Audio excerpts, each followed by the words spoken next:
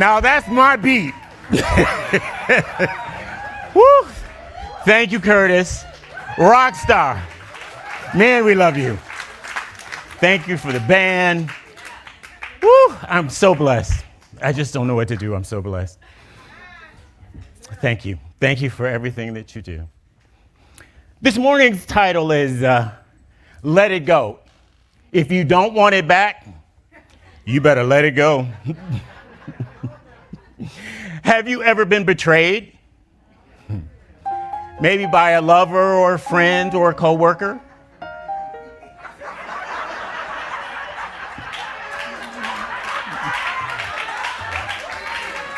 He could have played through the whole thing. It would have been fine with me. So then if I have to hoop at the end, he'll already be there. Woo! Ever been betrayed by a lover, friend, coworker? Maybe it's something that's not necessarily so dramatic. Maybe it's just that you were disappointed by someone. Think of the offense. What happened? How did you feel? The anger, the hurt, the wanting revenge. How long did it take you to get over it? Did you get over it? Did you forgive? Until we no longer want our enemy to suffer, we haven't forgiven. It's not easy. We must bless and pray for the offender. Now, how do we know whether or not we have forgiven? We can bless and pray for the enemy. Even though we may not be able to stay in relationship. What is under those feelings, though? The grudge, the resentment, the sadness, the shame. What is the root of our problem? And I think the root is anger.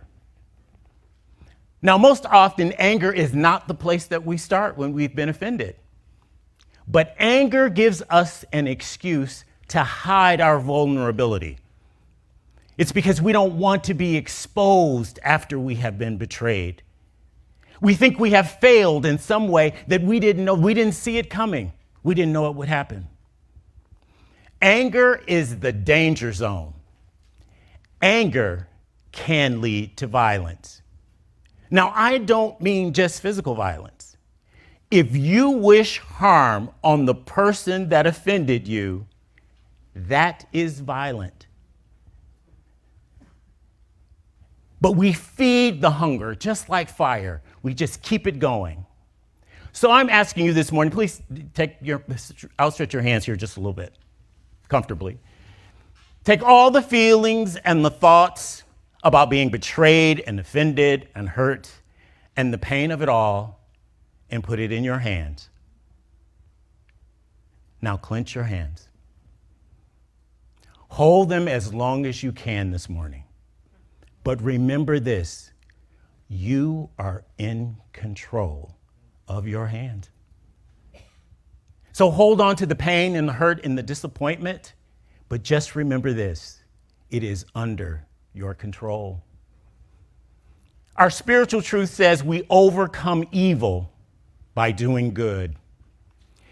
For to forgive is an act. It is not a feeling that is going to come over us and then we act. We have to act to forgive. The abundant life is freedom, the ability to thrive and be prosperous. So we are returning to the 5 gifts of the abundant life by Diane Harmony. Now the gifts, is an acronym for gratitude, intention, forgiveness, tithing, and surrender. But we're dealing this morning with the F, forgiveness. Now, I don't know what F word you guys were thinking about. My consciousness was not there.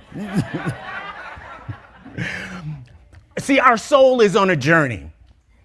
And on this journey, for us to experience the abundant life, forgiveness, tithing, surrender, gratitude, and intention are all spiritual practices for us to experience the abundant life. The abundant life is a revelation of what is in you already. It is not from outside of you. It is in factory installed. When you came here, you had it. You have all the abundance that you need in your life within you right now. For people of faith, we have to always remember that it's never an issue about what's outside. It's always an issue of what's inside. We started with the spiritual practice of gratitude, and then we continued our talks on the issue of intention. But maybe your intention has not been experienced. Maybe things are not going as you expected. Things are not going as you expected.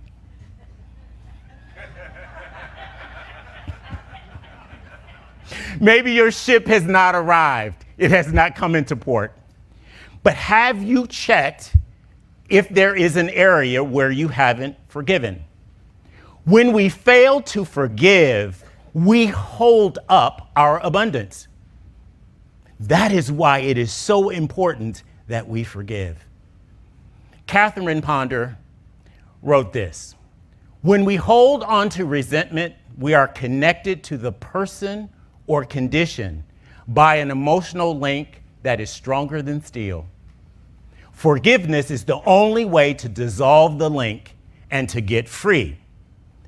It's our decision whether or not we want to be free. Often there is an underlying belief that we are not aware of after we've been offended because you believe you've been wronged. And so holding something against that individual somehow or another seems to be justified. But holding it only hurts the one who has been offended. Have you forgiven the offense? The opposite of forgiveness is not unforgiveness. It is unforgiving. It is not a feeling, it is an action. There is no neutral place within the creative process. Let's return to the foundation, right? Cause and effect. For every effect, there is a cause. Spiritual circulation is the rule of the universe, cause and effect, sowing and reaping. You get back what you give. If you give money, you will receive finances. If you give out hatred, hatred will return to you. If you give out love, it will return to you. The law works the same way each time. What you think and how you think comes back. Satisfaction can occur once we plant the seed of love. We become and experience contentment, but we are always creating. It's never neutral. And the creative process never stops. Now, we always use the illustration and the metaphor of the seed, the plant, and the soil.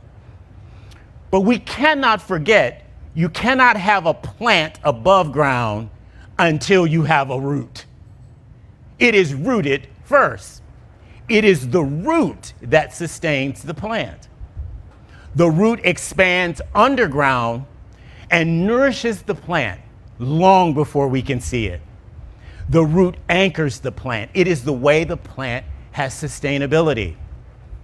It is the health of the root that determines the quality of the plant so that the plant can bear fruit and reproduce. The seed planted generates the root. If you plant love, you will get. If you actually plant resentment, what will you get? Yeah, that's the way it works. So what seed have you planted in the situation where you haven't forgiven? Hurt, anger, blame, resentment. What is the root? On this soul's journey to the abundant life, to the fullness of life, the lacking nothing, the abundance of health and peace and peace of mind is all waiting for us, and it is inside of us. But when we are not forgiving, we hold up our blessing. It was 1995. Tony Hicks murdered Tariq Khamisa. Tariq was 20 and Tony was only 14. Tony committed a gang-inspired murder at 14 years old, directed by an 18-year-old. The incident is called the Pizza Jacking Murder of San Diego. Right before this event, California had passed a law that youth down to the ages of 14 could be tried in adult court. And this was the first case in California. Teens are not just younger adults. They're not just a younger version of us. Scientific research has revealed to us that there are differences in a youth's brain than an adult brain. I don't know what the excuse is for some of us. But the difference is a youth has a difficult time determining decision making and control of impulses. And they're very susceptible to peer pressure. They are teens. The ability to resist these things is not developed very well until we are in our 20s. Now, juvenile court is designed for rehabilitation and reintegration back into the community. But criminal court or adult court is designed to be a deterrent from future crime. The results of a youth and adult prison, the research says, is that juveniles in adult facilities are 5 times more likely to be sexually assaulted, 2 times more likely to be beaten by staff than if a comparative juvenile detention center, 5 times more likely to commit suicide than the general adolescent population, 8 times more likely to commit suicide than adolescents who are in juvenile facilities. Youth convicted as adults are at a greater risk of assault and death while being in jail or prison. You can tell, I don't like it. Between 1996 and 2005, the United States put to death 22 youth.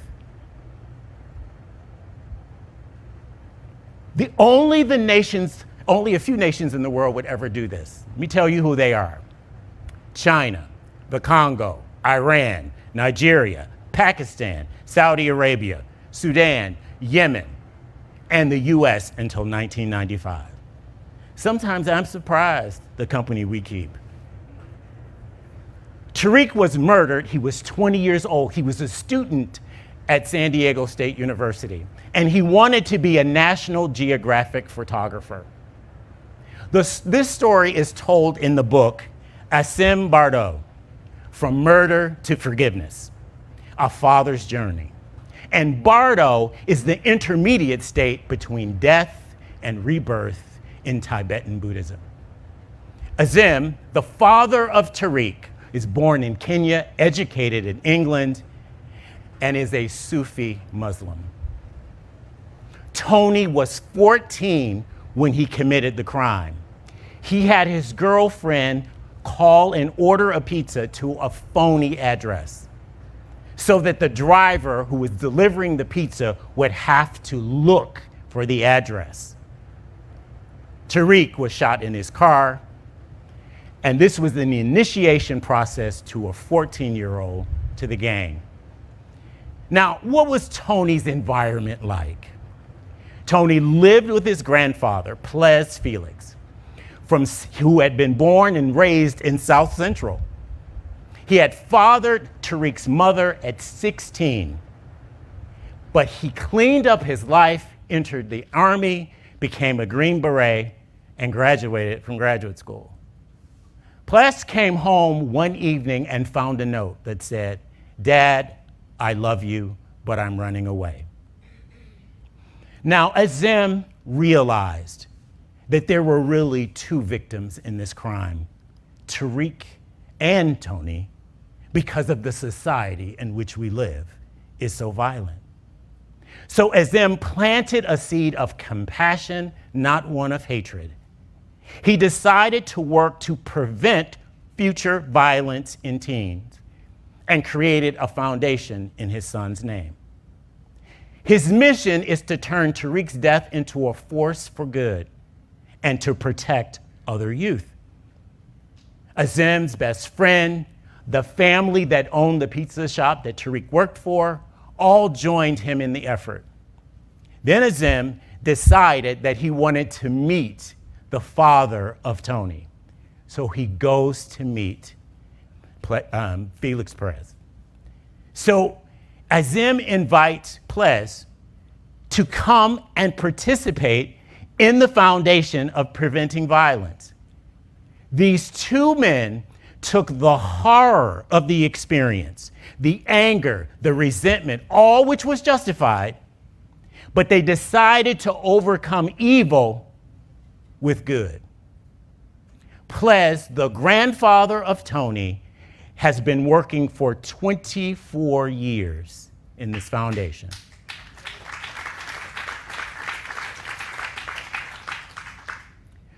Tony was sentenced at 14 to 25 years to life.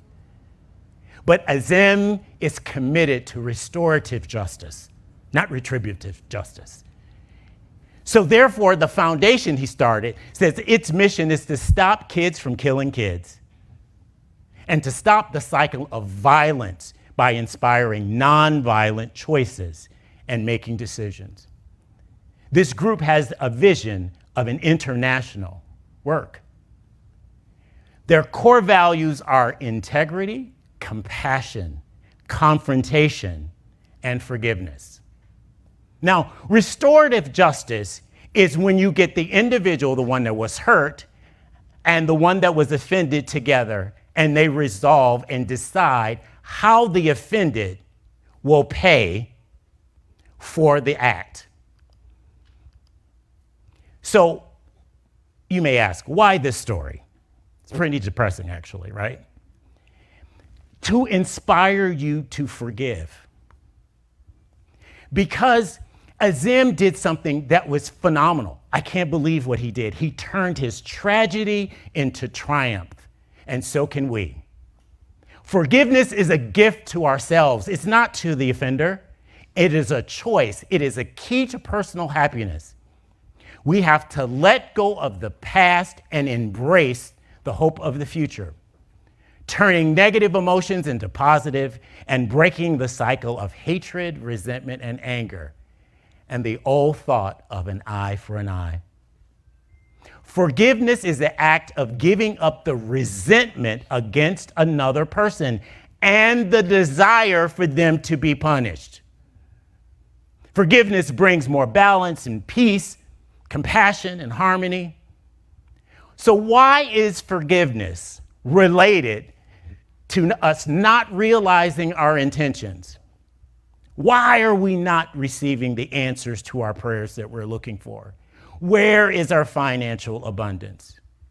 Why is our healing delayed? Why does life feel like a merry-go-round or a treadmill? Our thoughts and feelings are directed toward the punishment of another person. If we don't want the bad thoughts to return, we have to let it go. Until we forgive, the hidden anger is preventing us from realizing the intentions in our life. This is why you will say, it doesn't work. It is working because this is what we are putting our energy and creative process in. We are spending our creative energy, our spiritual power, manifesting the anger, not manifesting our intentions. When we choose to forgive, we're planting seeds of hurt. When we choose not to forgive, we're planting seeds of hurt and pain and resentment and anger until there becomes a root. And remember, you can chop off the plant, but if the root is still there, the plant will return. The root continues to produce a plant from the seed that you have planted. Our lack of forgiving and our root of anger is preventing the highest and the best in our lives. Now remember, regardless of what happens to us, it is our responsibility to manage it, not the offenders. When we fail to forgive, it is a lack of faith. Somehow we believe that we are punishing the offender, and we're not. And we're taking on the role of God, and it will hold up our blessings. But there is hope. If you are holding back from forgiving, you are holding all the pain in your hands this morning, where we started. It's in your hands. We have to decide to let go of the pain and the resentment, the hurt and the anger that prevents us from realizing our success. Everything in life starts with an awareness that something is there to overcome. Our first intention may need to be to forgive for something that has happened in our past. It is preventing us from realizing all of the good. After forgiving, watch the blessings that pour into your life. So our spiritual truth says we overcome evil with good. And the doing good is the ability to pray and bless your enemies. Until you can pray for your enemy, you have not forgiven. If you don't want it back, you got to let it go. We started with all our feelings about being wronged and being angry in the hands, and I said, hold on to them. Just hold on to them today. Remember that you are holding on to this anger, but you are in control of your hand. You can release all of the feelings that you have placed there. When we don't forgive, we limit our intention of experiencing the abundant life. When we fail to forgive, we are creating internal conflict and disappointment in our own lives.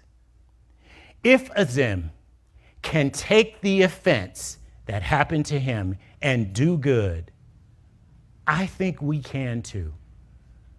While in prison, Azim visited Tony, all in an effort to overcome this situation that they were in and to work toward preventing violence.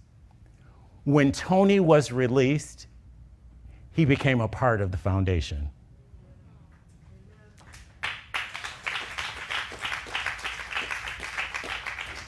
That's forgiveness. I don't know if I could do it. I don't know. It's a hard thing. You could do it. With all your prayers.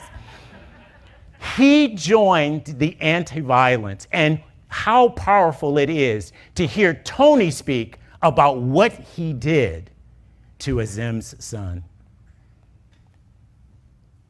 So if Azim can do it, you can too. But forgiveness is not going to overwhelm us. It is not a feeling that is going to arrive first. We have to choose to be forgiving. So if you had any resentment, any hurt, any pain that you put in your hand when we started this message, remember, it's in your hand and under your control. And if you don't let it go, it's only going to come back and hurt you. And so it is.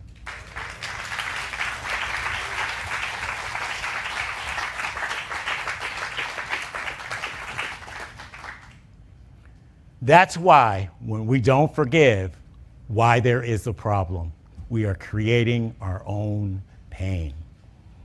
Let us pray. Knowing that this all-wise one can open up our minds to the possibility that things could be different. The pain is there. We acknowledge it. We know that it is true. But within us is all of the creative power of the universe to break the control over the anger. So as I speak my word right now, whatever has come to mind, I ask that you forgive. It is only hurting you, and it is standing in the way of the abundance flowing in your life. And so it is. Amen.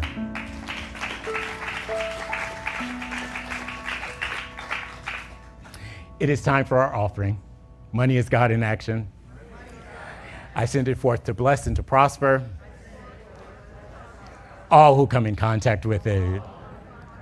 And so it is. And I'd like to say good morning to Rosemarie, to Nilda, to Shauna, to Kathy, to Val, T, Larissa, Tim, Mitch, and Reverend Betsy. And welcome back